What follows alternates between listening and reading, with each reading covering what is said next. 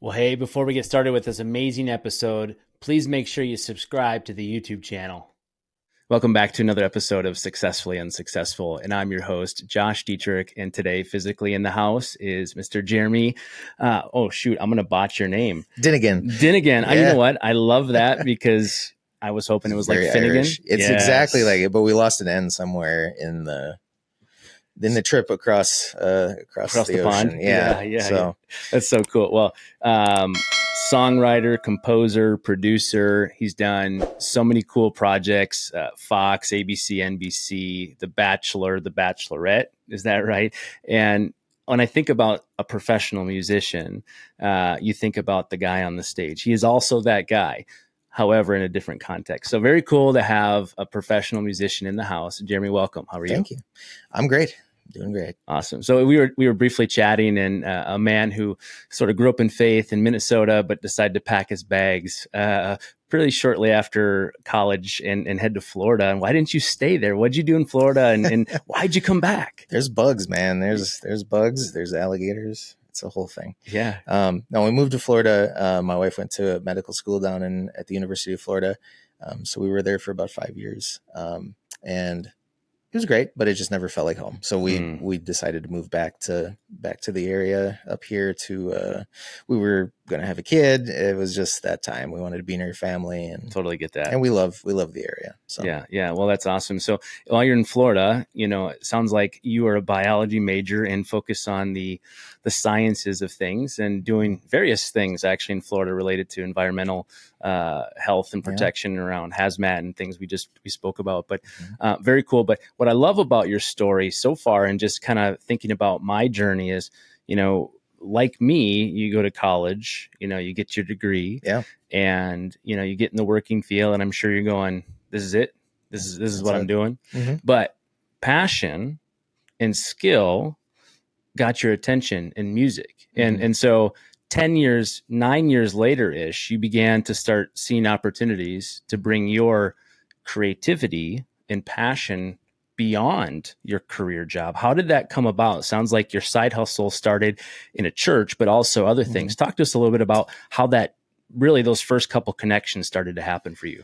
Yeah. I did the usual, like the band thing through college, and, played in different groups, and, the dream was to get signed and go on a tour. And when that didn't happen, it was like, okay, like, I guess that's, good thing I have a backup plan. Yeah, exactly.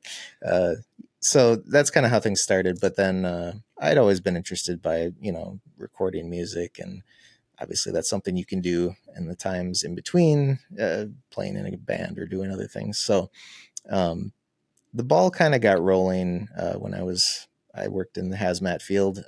And you really need something outside of that to, take your mind off of the day to day. Was it like the grind? Yeah. I got to wear the cool suit. The Halloween suit in 95-degree weather. So sweating on the inside. Oh yeah. Dry on the out. Yes, exactly. Yep. So music was a big part of my life that way. I would still play in church. I would still, just record things for fun. And then I had the opportunity to intern at a like full studio down there for a little bit. And it just got to the point where it was like, I think I can do this, like, for a job as well. But maybe I could just, do a lot of this stuff on my own. So it was kind of a confidence builder of kind of pulling back the curtain and being like, okay, there's no magic formula to this. Like, I think it's a matter of just going. Yeah. It's a matter of making a decision. And that's the hardest part about anything, is taking a step out. Man, for sure. Yeah. For anyone who's starting a business or doing anything that's outside of the norm, that's 90% of the, of getting started is just taking that step. So that's great. And curious to hear about that season and that timing. Mm-hmm. How long did it take to sort of say, there's a little bit of income here, I'm interning, I'm doing different projects. Mm-hmm. There's something, it clearly won't pay my bills now, right? But with no kids and little debt now as we're building up, your wife's income and career and starting to really accelerate that, you're going, the risk is this is the time to do it. The risk is low. Yes. Where were you at financially, personally, to say, you know what, I'm going to do this. I'm going to go really all in, because that's a scary part. And a lot of people think that you can just go quit your job and go do that. And as the breadwinner, it is very hard. In your case, you probably had a good balance between your wife providing, but also having that benefit. What does that look like? So we had kind of decided when my wife graduated, she got a really good job in an ER, and at the time they were desperate, and we're like, please take all the hours you can take, and so we were childless, and she was just out of school, and she killed it. So I owe so much to her for doing that, as well as I was still working at the university. And it got to the point where it was like our income got to the point where it was like, I think in a couple of years we might be able to pay off like all of our debt. So cool. All of our student loans, cars. And so for a mid-20s something, it's incredible. There were times that, well, medical school bills in there, right? Yeah. Oh yeah. It was crazy. So, I mean, you're in your 20s, you're suddenly making a lot more money than you ever made before, and it's all going away. And so there would be months where you'd get that check and be like, oh my gosh, it's so much. But then there it goes, it's gone. It's, feeling like a drop in the bucket on student loans. But in 2 years, we were able to pay off a significant amount of money and be out of debt. And it has totally changed our lives. So at that point, I had kind of gotten the ball rolling with, working with different artists and producing different things. And it was like, it's now or never. The risk is mitigated by having paid off the debt, and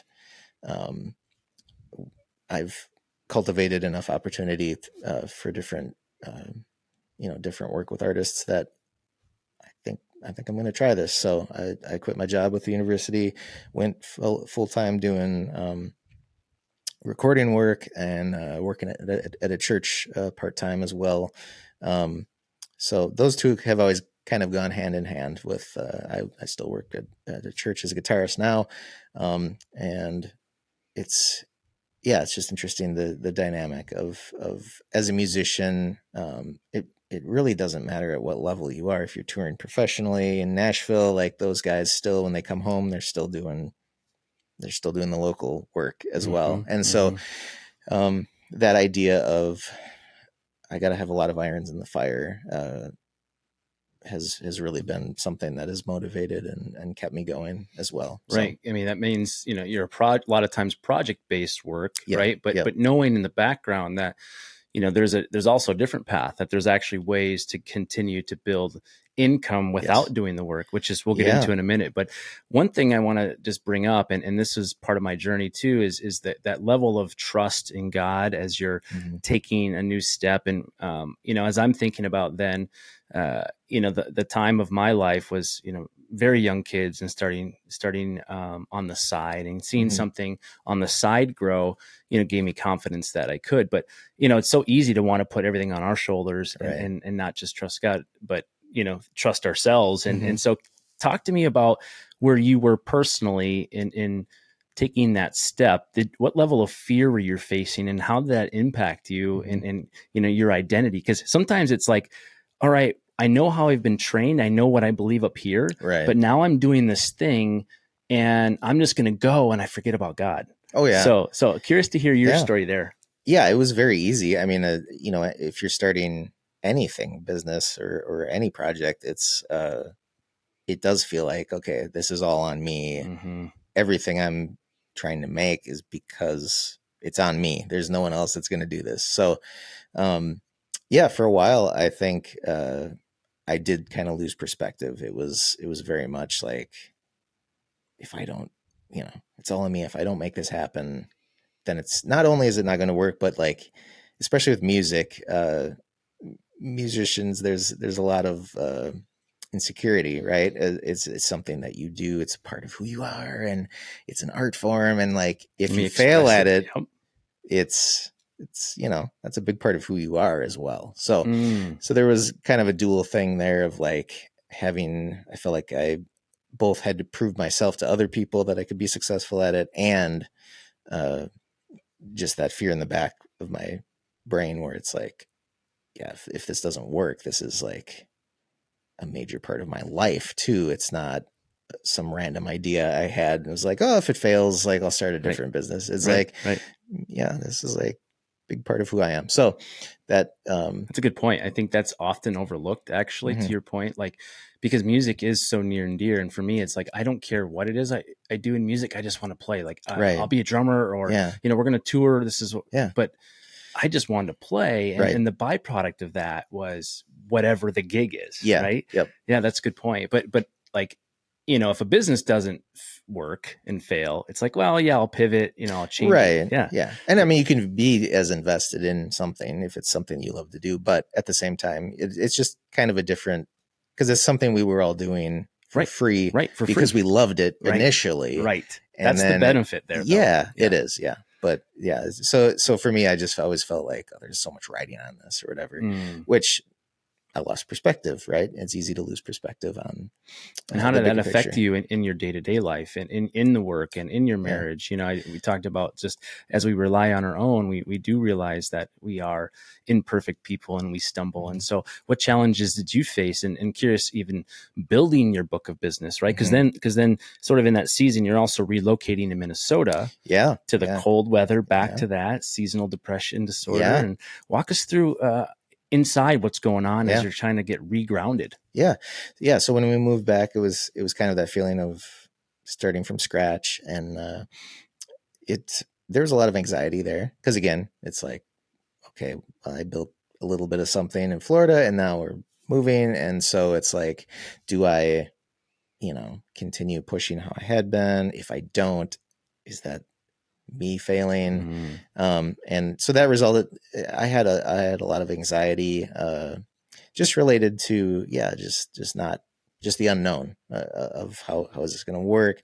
And for me, anxiety, I feel like results in just, mood change, just being relatively unhappy, Irritable. irritable, Cranky. Like for me, that comes out in forms of anger, or even towards my wife, like being responsive. Absolutely. Yeah. Absolutely. And so that definitely affected my relationship with my wife. And then when we had our first kid, I could definitely tell, like, there are just moments of irritability that, like, I don't want to be that dad, who's just, well, and so, you look at it and you go like, this is something I know I was going to do as a kid. I was going to get married. This is the life I'm living. I'm a dad now. Like, I've always wanted these things, but why do I feel this way? Yeah. And so I can relate. So what was your first kind of big next step to really work through that and get the help? And I think as men, this is the struggle. Like, oh yeah, like we'll put it off until our wives say, absolutely, the bottom of the barrel, like, yes, you need to go. Yeah. And that's essentially what it was. I mean, Amanda was she's a medical professional. And so she had mentioned medication for years, and I was always like, nah, I got it. Like, it's fine. It's not fine. Like, and I wish I had been on it a decade ago. I'm with you, dude. Yeah, it's a game changer. And it's so, like ibuprofen, like just the stigma, right? It's like, oh, okay, well, I take it when I have a neck ache or a headache, right? Like, but medication's so much in this other bucket. So yes, I'm with you. The stigmas. And a combination of that and just even finding a good therapist, going through counseling that way was huge.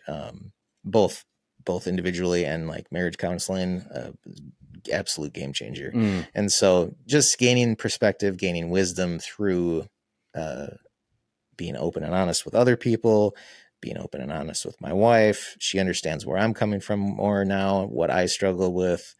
I understand where the issues are coming from more now. And so it's not that unknown of like, why am I feeling this way? And she's thinking the same thing. Like, there are some answers, some tangible things now. And so we can work through those things. And that's such a big thing. But I think, that combination of I feel like in my 20s feeling like I had to prove something to everyone, especially with music, like, I got to prove I can be this guitar player. I can prove I can be this mix engineer and make this thing. I'm making things, right? You're creating things, and there's, putting pressure on myself to make the absolute best stuff I can make. And, it kind of all comes together in snowballs. Right. And so good. Thanks for sharing. And I know it's a thing that so many men deal with, Absolutely. and it's like such a hidden thing, Yeah. right? Like I'm sitting here and I see a physical human, right? Mm-hmm. But like you to me, we have no idea what's going on inside, right? And it's so masked. And so, thinking everything's fine, I got this, Mm-hmm. stubborn, strong-willed, Yeah. Even when the people closest to us know that there's something that, right. And so how has, your reliance on God and continuing to be, thoughtful around your emotional mental stability, because even for me, like I've had to put up pretty good things in place. Let's just call it accountabilities. And Sure. accountability coach, a counselor, I still do this because for me, it's like if you don't have guardrails in place, it's easy to go into the ditch. And so just being able to get what's off your chest in your mind. How is that? What does it look like today? As we navigate the struggles and stresses in life. Yeah, I mean, surrounding yourself with the right people is number one. Like you're saying, a counselor, it can be pastor, it could be, any number of different people, a close friend. But communication is everything. And as a guy, it's easy to, like you're saying, pull yourself up by your bootstraps and just like suck it up. But over the years, that's not going to work. Yeah. And so, communication with the right people, I think, is everything. In marriage too, like, the growth in my late 30s into now almost 40. I'm not sure where you at. You're right there too. Yeah, I'm right there. Yeah. And, the wisdom you talk about, it's like some of the things that we take for granted that we know. And there's so many things that we were never taught that we just aren't aware of that we should know. Like how our parents even modeled love in the home, right? How our parents modeled hugging or kissing or sharing their feelings, and keeping those inside was, I was similar to that, where enough that would manifest itself right in anger, and suppressing that is a lot of the main reason, and so how is your identity? And you talk about this area of a musician, and this is me, and it's my passions, this is who I am. How is your identity in Christ changed from a recognizing that what you have is from him, and he getting him getting the glory, but what you've learned over the years, how has wisdom really worked in your marriage and in your mental health journey, where specifically anecdotes, right? So navigating work, navigating being a father, navigating being a husband, navigating just being a good listener and a good human. What are your routines and things you're doing to stay grounded in your identity? Yeah, that's a good question. I mean, for me, kind of like you're saying, the quest for wisdom is kind of, I'm always trying to put that at the forefront, because I feel like it could be in anything. Like society in general, there's a lack of perspective. And for me, perspective is tied in exactly with wisdom. 100%, and so 100%. If you have, it's like if you're a history buff, like you understand what came before, and so that you can like navigate problems in currently happening because you understand what's come before. And so for me, whether it's my relationship with Christ or my relationship with my spouse or anyone, I'm trying to put perspective at the forefront, right? Because I mean, Jesus essentially did that in every situation too. There was a reason he was a little bit cryptic at times, right? Didn't just come out and say what he said, because he wanted people to have a perspective on, oh, I get it. Like this is a big picture moment. Isn't that the truth though in so many areas? Yeah. And so for me, like it's corny, but like taking it a day at a time and trying to, like, how can I have a perspective on this? Like, yes, I'm annoyed that whatever, the software doesn't work, or like, the guitar tone isn't what I was thinking for this, but it's like in the big picture of things, I used to get so wrapped up in the detail that like it affected the big picture. And so if I can keep my focus on, okay, like today, this is annoying, I won't remember this in 2 weeks, or, whatever, that those kind of things have really helped me both with my mental health and just with my relationships, and then my personal spiritual relationship is strengthened because of that as well. Like, yeah, I don't know. Dude, it's so good because I often think about a number of things you said. I think about James talks about, planning for the future when we don't know what will happen today. And so we talk about going into other cities and building businesses, and we'll stay there for a year, and as it may be. And it's like, well, no. And so I've had this tendency as an entrepreneur to have this vision that's always 5-10 years out. Sure. And so the activity I'm doing, I'm always like, if I don't accomplish this, all these things, I'm like, I'm putting my 10-year version of myself at risk. And so, one thing I had to really, really, you talk about perspective, is come full circle with is like, what happened yesterday, right? You can't undo it. You can't change it. Sure. The future always comes, and it's always early. Mm-hmm. And so unfortunately the present is right on time. Yeah. And I think you're right.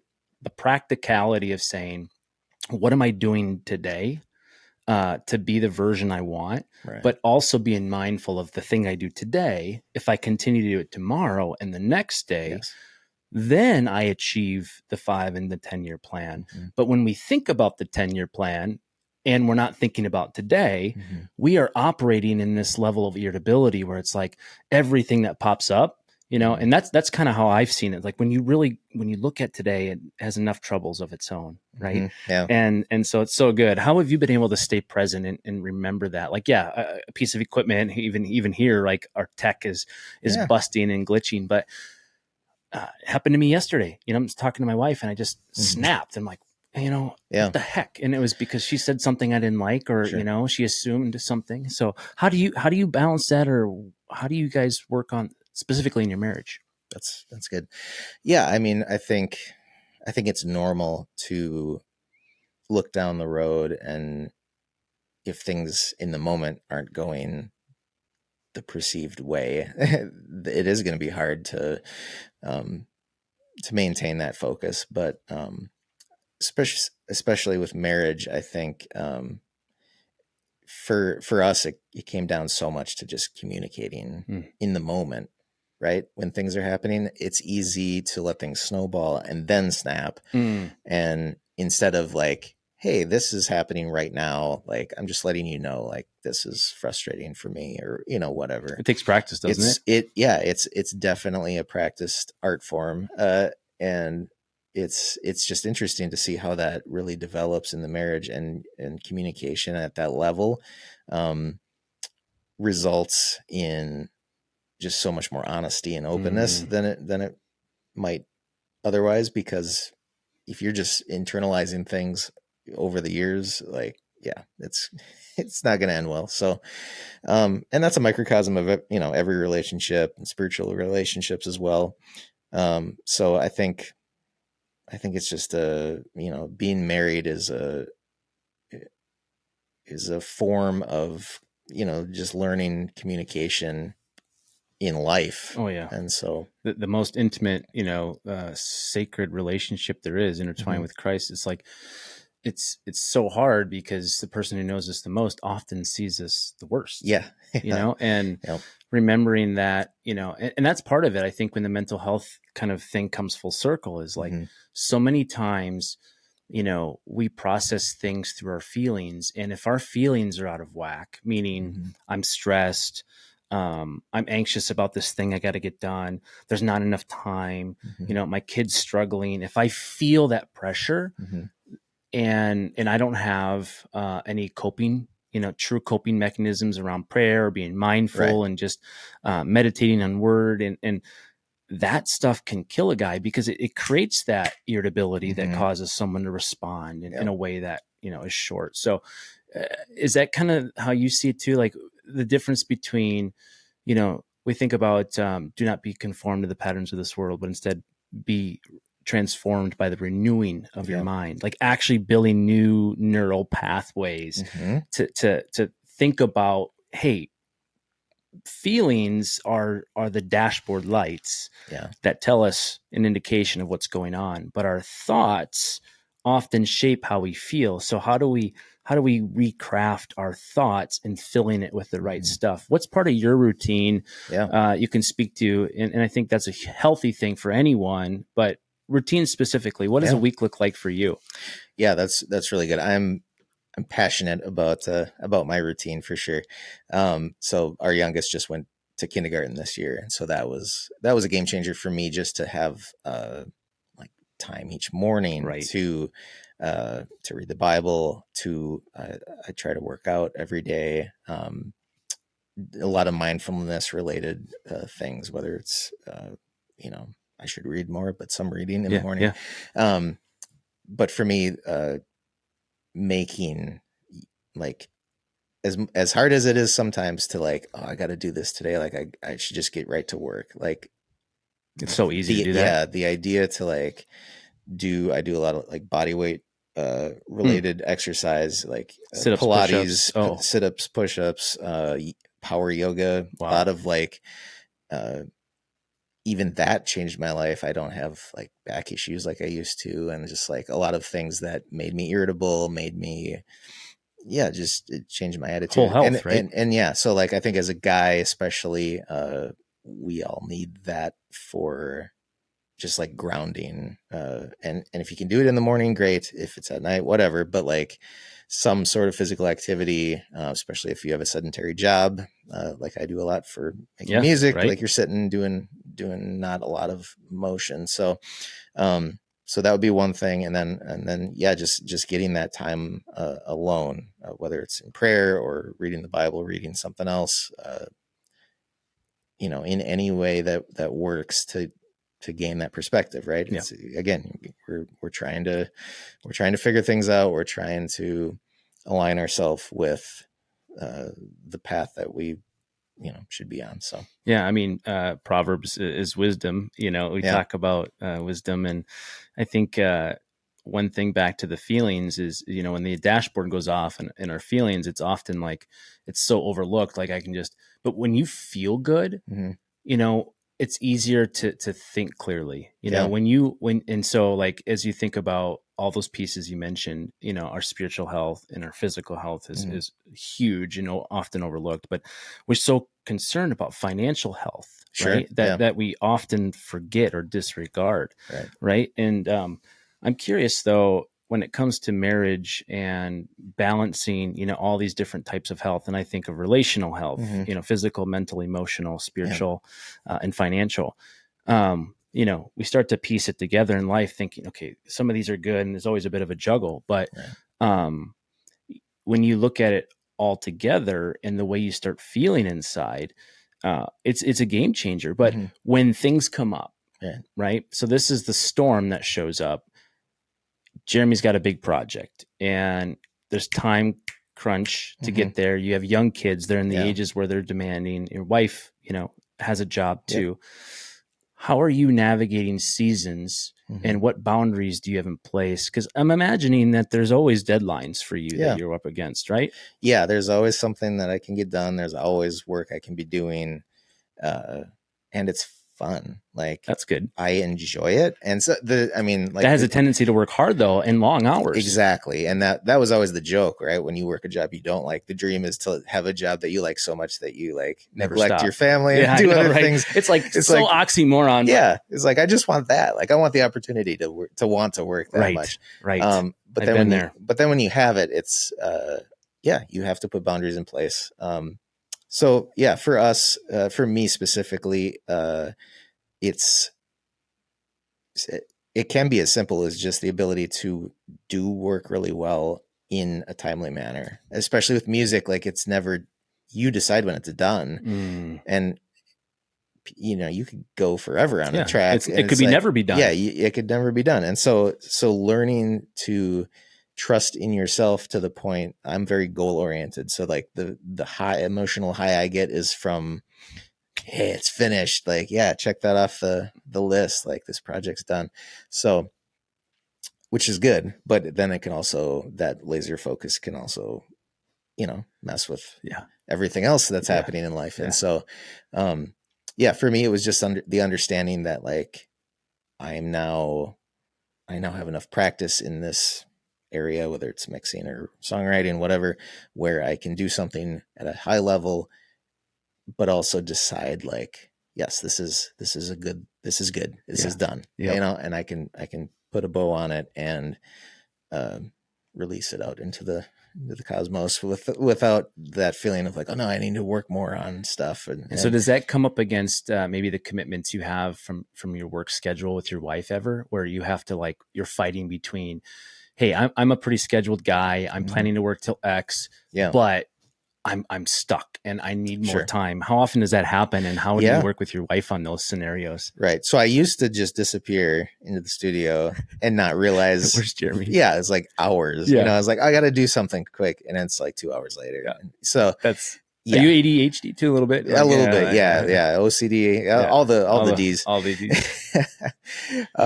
But so that would happen. And again, it comes down to a lack of communication. It comes down to me kind of being in my own world and having that focus on something that I both love to do and need to get done. But like, I could probably do it a really different time. Yeah. Tight a deadline? Yeah, exactly. So I think over the years, again, communication was key, and just the understanding that, and trusting in myself that I know I can get this done. I have confidence in myself that I'll figure it out. Like, I'll be able to write a track for this show or whatever the thing is, the deadline is. I got it. I'm going to play a game with my kids. Like, right. It's in a good spot. I can take a break. I don't have to do this next thing right now. I'm like that because there's always work to be done. Yeah. And it's like, where do you stop? So how do you set up your week though to follow that? Like, do you have a hard stop? No, but I've learned, so, I mean, we're pretty fortunate that, my wife works part-time. I get to pick my kids up from the bus every day. Like, I'm working, my studio's at my house. We have a lot of quality time built in. And so I do understand that I'm in a better spot than we have been in the past or could be. But with that also comes the responsibility to then not completely destroy that gift, I can work more now. Right. Abuse it pretty easily. Yeah, exactly. So I think mentally putting those boundaries in place of when the kids get home, they're old enough, I can wrap up other stuff I'm doing, but like, when they get home, like that's when I'm kind of starting to wrap. Yeah. I could start this other thing, but no, like my wife used to think it was an escape for me. Like, oh, you're not coming home when the kids come home. Sure. And like, and you know how it is. They come home, they're amped up. They're snacky. They want to, play, whatever. It's a whole thing. Yeah. Oh, and when they were little, cause I was home, we never did daycare and stuff. So they both had to learn like when it was time for me to work, but they were also there the whole time. And so, it was very easy when they were very little to have that be an escape. Right. And so, I don't think that's as much of an issue, when kids get older and stuff, but, you also have to watch that it's not becoming I want to just, cause I do like to be alone. I like to focus on things. So you have to make sure that it's not just that reason either. So I think to get back to your point, I think, just mentally like, committing to the idea that this will get done. I can't sacrifice other things just because I want to feel good that I check it off the list. Dude, yeah.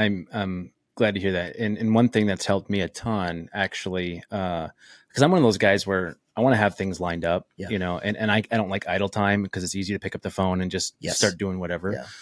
So this year, 24 intentionally, because I used to tell my wife, I'm home always at a good time. Well, honestly, I had to go back and audit it. And I'm like, actually, I don't know. I don't know what time I quit. I don't know what time I actually got home. So this year it was like, okay, between the hour of 3 and 4, I'm going to be done to be in a position to be worked out, to have worked out and showered by 4. Yep. Done. Yep. Like my kids trickle in between 2 and 3 and a little after 3 for the older ones. But, and that's been a game changer, just having on the calendar. Like I never did that. It used to be like open-ended. And so my main house is disconnected from this studio office, but it's in the backyard, which is great. But my wife would say, "Where's Waldo?" That was me. Like Yeah. I would, wander over here, start a Yeah. little project, jump into my office. Yep. And so, guardrails in that sense, like you're talking about your routine in the morning, I've had to put in place using task management tools to like literally remind myself, okay, from 5:30 to Yeah. 6:15, it's reading my devotional, it's prayer, it's memorizing scripture, and I'm checking those boxes off literally in my app. So that's been helpful. And then like cool. actually being home and working out between 3 and 4. Did I do that? Check the box. So good to hear someone's doing that in a more structured way than having no, routine. Yeah, you have to. Cause when I had mentioned before, when I quit the 9 to 5 and stuff, you think it's going to be all roses. And I got pretty depressed because it's like, you have to make your schedule, and it's so important. And for a lot of us mentally, like we're driven to very specific things and focus on very specific things. And it's like, if you don't have those guardrails in place, it makes it tough for sure. One thing though, I'm thinking about and just fascinated by, and I think not everybody gets this. Not everybody gets to do this. Not everybody gets to wake up and actually do the thing they really love. Yeah. And it can be dangerous, as you said. Like, did you struggle with that at all, by the way? Working too much because you could and you loved it? And like, yeah. Oh yeah. Yeah. I think it got to the point where, I mean, again, we're in a good spot. Like our day-to-day life is open enough that we still technically had time together as a family and stuff, but it wasn't intentional in a way that made it meaningful, maybe the way it needed to be. And so I think the danger with doing something that you love is, there's no off hours. And so it's also not good for us, even though we love doing it. Like I would notice if I didn't put those mental guardrails up, like I wasn't getting the good feeling at the end of the project because I had pushed so hard to get it done that like I'd sacrifice other things, and then other people aren't happy with me. I'm not connecting with my family. So it's like I was almost sabotaging myself. And so, I'm a huge proponent of routines simply because it keeps you on track so much better. That's so good. And I think it's so true. Like it's so easy just to, and I just, the benefit of being in that position, like the word ikigai in Japanese for purpose. And I talk about this a lot, but I love that word because like in your case, you're literally serving someone in a capacity of music with your giftings, right? Your talents and your passions, you're excited about it, and you're getting paid to do it, right? Like, so now the question is, how do you do it at your fullness, your capabilities at the best level you can? Well, that's true. We do need to consider how we raise the bar and contribute more and use our 4 talents and 5 talents, hopefully not 1 talent and just burying it. Right. But we also are called that same way in our homes as husbands and fathers, right? As believers too. And so that balance is often struggling, but it's very rewarding, to be able to be on the other side. How do you feel about that? Well, I think it's not lost on most guys, but I think it is put in the background that like the responsibility of raising a family and being like, and being with someone the rest of your life, like it's almost culturally like taken for granted. Like that's what we do. We have kids, we have a wife, but like what I really do is this. Right. And it's that's the danger of it, especially again, when you like what you do, or when you are literally totally responsible for your job because it's your business or whatever the case is. What's the first thing that gets pushed to the side? The relational, the family, your and health or whatever. Health and wellness, like mental health. Just you're finding time. And so because I think so many people are singularly focused, especially people that are going to listen to this podcast, are singularly focused on what they're building, what they're doing, what they're creating. Family, especially, may get may be the first thing that get pushed to the side. So that's where I think it's so important to be intentional and create that time, create date night, create one-on-one time with kids. Like my 5-year-old right now is super into Star Wars and wants to just play with action figures. Like it's exactly what I did at his age. It's perfect. And if I can't make time for that, what will I make time for that is meaningful in the long term? Totally. Right. And I equate time management similar to financial management. Absolutely. And the at Westbridge where I go, I know where we've played together. Which is cool. Philosophy is give, save, live. Right. And the reason for that is giving your first fruits best, your best fruits first. Right. And because if you do that, you're not scrounging for what's left to be able to present good. And I think the same thing goes for our families and the time we schedule and being mindful. Okay, my day is really this to this. And if I start with that, I need to be able to figure out how to get all my work done, but then also be clear that these other hours, they're a gift. It's a gift from God. Like every day is, right? So absolutely. if we take each day as a blessing, we want to maximize it. So, reverse engineering time as it relates to our priorities, is hard to do. So do you guys have like an ongoing regular date night, and do you have built-in sitters and arrangements for all that? Yeah. We're fortunate that we have a bunch of like teenagers around the neighborhood, girls that are both willing and really good at babysitting. Perfect. So we've actually I've never had to like drive someone back to their house or anything. They just walk across the street. So at that point though, there's like, I have no excuse now not to figure this out. What about date weekend though? So that's the thing. So usually Friday nights, or now that the kids are in school, my wife has Thursdays and Fridays off.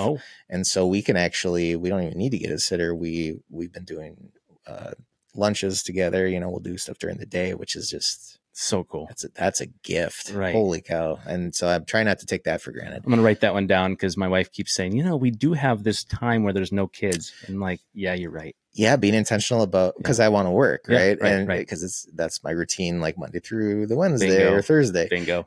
Is like, that's the time that I work. But we're given this gift of like quality time with nothing else if we don't want it, in the way. And so I think that goes back to the work side though. Like when you have your relationships in order with your kids, with your spouse, when you feel like this is going well, that impacts your work as well, in a huge way. And it's so much more freeing, and it makes you realize the gift that you have by having, this job that you love, because you are content, you are being a good parent, you're being a good husband. And so that's why, ironically, it's affecting your job positively more that way than it is trying to just, work your butt off and then realizing like you've given up on, you haven't seen your kids or, all this other stuff. So it's good stewardship is really what it is, and if we look at the order of operations, God called us to love him and love others. Okay. First. And then we have to love our wife, like the way Christ loved the church. And then we have responsibility to our family and to raise them in the way they should go. And then we think about in Genesis, the cultural mandate that we, and that's what we've done. We've created in the beginning, God created and he made us in his image to create. Look at the world and what we've produced. Right. Yeah. So we're definitely doing that, but the reverse of the order, it's like, it's so easy just to not even consider that what we're doing as serving is worship and how we're meant, but we're responsible for what we do with this, so how would you define success now and sort of at the end, right? So a guy who's almost 40 thinking about the next maybe 40 years, how do you define success now? And what does that look like in your lifetime? Yeah, it changes, doesn't it? Like when you're in your 20s, success would be exactly what I'm doing now. Right. And then you're doing it now. And it's like, okay, what's next? Right, and it never ends. And that's the danger too. It is the like, danger. If you don't have that perspective that, yes, I've got another half of a lifetime what am I going to do with it? Continue doing this. What's going to be important then? And obviously a lot of that comes down to your family. A lot of that comes down to, yes, you're like, I'm going to be very proud of what I've been working on later in life. But if that is the only goal that you're trying to go for, you may, and for a lot of people, you may actually achieve it early on. And then it's like, then what? I don't feel like I've achieved, like everything, but I have a friend who I've just thought of that like has built a business and like could retire, and he's my age, but it's like, then what? Then what would, Well, so like I get it, man. If your only goal is to build and create something meaningful, in the business side of things, if then it happens, then what? And that's where I think that having a long-term perspective, where if you're a good father and a good husband, you're creating a family that's going to last generations as well. Like you can look at it from that perspective too, where it's like there's a responsibility there that will outlast you by generations. Amen. And so just that combination of like throw yourself into your work, do your best. You've been,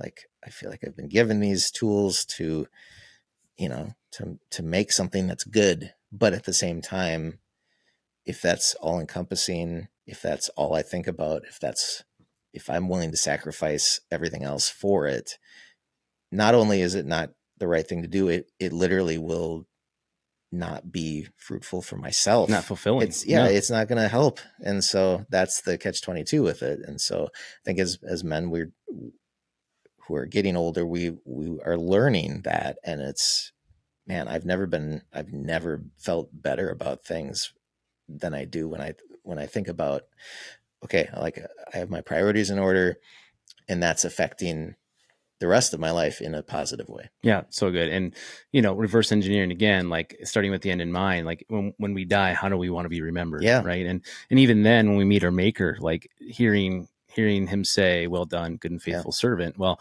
that goes back to, well, what did I do with the time I have? What did I do with the money I made? What did I do with the relationships I've been blessed with? And, back to what you're saying about your friend, like in 2021, when I sold a couple of the businesses, I went through this serious, like, pain of like I'm on one hand so blessed and to be able to have the choice to say I get to play with this, like what feels like monopoly money, right. It's just paper, and you're like, well, I can invest it and have my money work for me, and I get to do all this fun stuff, and I'm like, wait, and really wait on me, man. Like that's like throwing away my giftings. And so I had an entrepreneurial drive and spirit, and so I wrestled with the Lord, like, what does that look like for me? Yeah. What is that? Because I feel like you're calling me in to help other men, see the challenges that I've faced and help create awareness around life and mental health and balance. And, but when you get to the point where you could retire,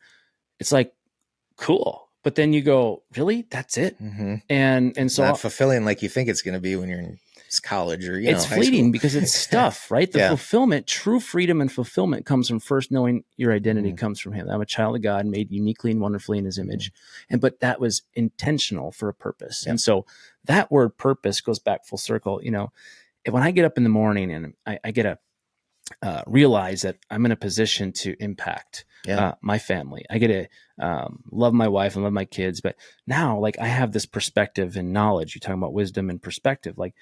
How do I get to share that? How do I get to point people to Jesus? Okay, now I'm living in this mission where it's like, oh, my work and my faith and my family and my money starts to become this story, right? It's all His. So I'm here to use it in the way that He's entrusted me.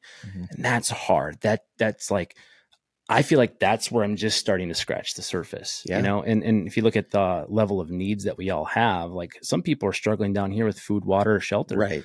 And I'm up here going, oh man, I'm trying to really achieve my full potential. Right. Those are my biggest problems right now. Yeah. It's amazing, but it's a blessing. I'm grateful, but it is a big responsibility as Spider-Man's uncle, say great power comes great responsibility. Yeah, absolutely. Right? Yeah. And money is a tool that can be useful in freeing us up to do what we want to do, but at the same time, yeah, if that's the only drive and that's the only goal, then and it's not money that's evil. It's the love right. of Yes. money, right? And so I think that's a distinct perspective, because that's what got me out of whack. It was, I'm going to work as hard as I can. Yeah. And because when I do that, I will have a financial benefit. Yeah. And that's where the love of money kicked in, right? It's a heck of a carrot to, on the stick in front of us. But at the same time, the perspective is everything. Yeah, man. And we just, until it's gone, until something we care about so much more than money is gone. And I fortunately haven't lost anyone yet. And so, that'll be a whole new thing. But thanks for sharing your story. So good to just hear another man processing what it's like. What's next for you? What's the most coolest project you're working on right now? Where do you see that going? We talked about a couple of the things you've done, which are pretty awesome. But where are you after? What are your goals and professionally? Yeah, professionally. So I compose for a lot of, networks, Fox, NBC, other networks. So we'll be doing the Olympics coming up, which I'm excited about, which is so crazy cool. to even talk about. I never thought I'd be doing anything like that. I mean, so what? Yeah. So the NFL has been a great an amazing thing to work on. So every rock riff that I had since, you're 18 and screwing around playing guitar, it's like, I get to use that. I get to use this. Oh yeah. Sign me up. So yeah, I do a lot of sports, music, which was the dream. Right? Are you a sports guy too? I'm a sports nerd. Yeah. What's on your hat? St. Louis Cardinals. Oh man. So, and that's the thing. I was talking with a buddy of mine, and we were like, remember when we were talking about like what our walk-up song would be when we would step to the plate in the major leagues, that dream. Back in it's black. like, and it's like in some way I'm like getting to fulfill that in a way. And so it's been really just having that perspective of being like, oh yeah, I remember being 10 years old and thinking about that and thinking how cool music is in a story, whether it's in for a sport or a movie or, anything.